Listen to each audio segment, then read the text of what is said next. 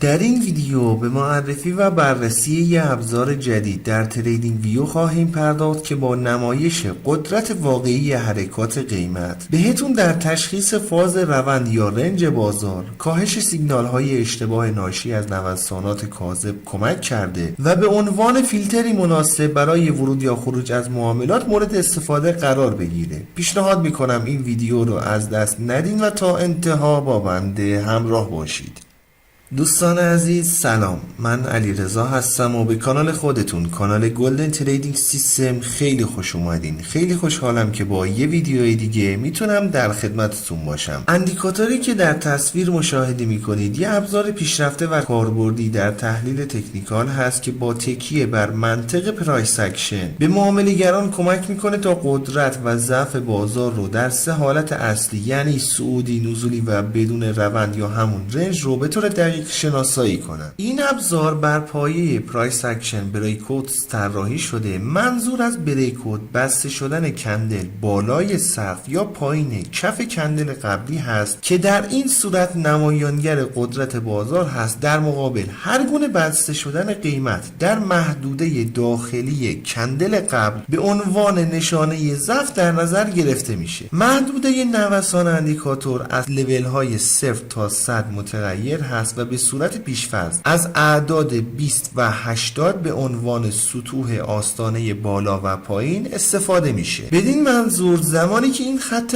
آبی رنگ که بهش نمودار صعودی هم گفته میشه در بالاترین بخش اندیکاتور یعنی بالاتر از لول 80 قرار داشته باشه، یعنی بریکوت های صعودی در بیشترین مقدار خود طی بازه زمانی محاسباتی قرار دارن و این نشون دهنده روند و مومنتوم صعودی هست. همین تفسیر برای خط قرمز رنگ که بهش نمودار نزولی هم گفته میشه برقرار هست، یعنی زمانی که بالاتر از لول 80 بره به معنای روند نزولی قدرتمند در بازار خواهد. ولی هنگامی که این دو نمودار به پایین تر از لول 20 برن نشون دهنده ضعف بازار در اون جهت هست، یعنی بریکوت ها در اون جهت به کمترین میزان خود طی اون بازه زمانی که قابل تنظیم هست قرار گرفته. محل تقاطع این خطوط رو هم اندیکاتور با یه سری نقاط آبی و قرمز رنگ نمایش میده که تسلط خریداران یا فروشندگان رو با نگاه کردن به آخرین تقاطع ها میتونید بررسی کنید. و اما ویژگی دیگه اندیکاتور توانایی شناسایی حالات رنج بازار هست. بدین منظور هم یه خط خاکستری رنگ بر روی چارت مشاهده میشه که اگر به بالاتر از لول 80 برسه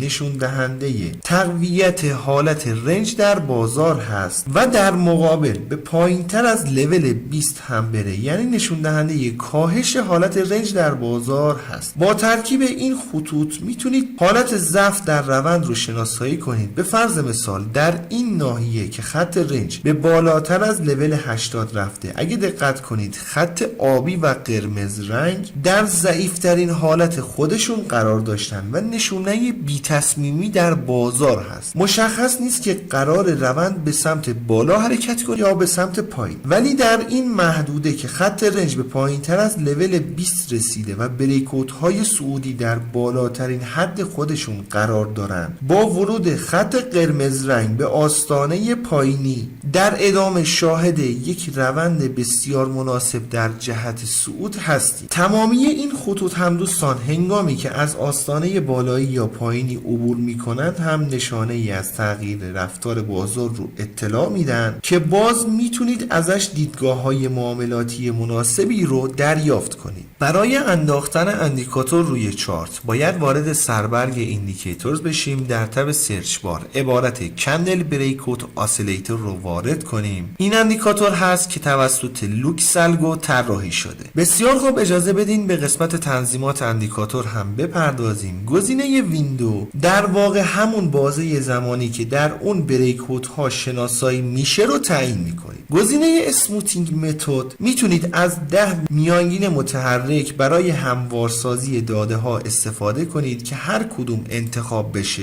در قسمت قسمت بعدی میتونید پریودش رو تعیین کنید. استفاده از این متدها بهتون کمک میکنه تا نویز های قیمتی رو کاهش داده و تصویر واضحتری از رفتار بازار و قدرت روندها داشته باشید. در قسمت بعدی میتونید روش های مختلفی برای وزندهی به داده ها رو انتخاب کنید. به صورت پیشفرض بر روی نان هست. اگه بر روی گزینه والیوم تنظیم بشه وزندهی بر اساس حجم معاملات انجام میشه، ولی اگه بر روی پرایس قرار داده بشه وزندهی بر اساس تغییرات قیمتی برای هر بریکوت انجام میشه. استفاده از وزندهی به داده ها باعث میشه تاثیر بریکوت ها با توجه به حجم معاملات یا شدت تغییر قیمت دقیق تر و واقع گرایانه تر در اندیکاتور منعکس بشه. در نهایت در اینجا میتونید آستانه بالایی و پایینی رو تنظیم کنید. انشالله که براتون مفید باشه. رو قله میبینم دوست من.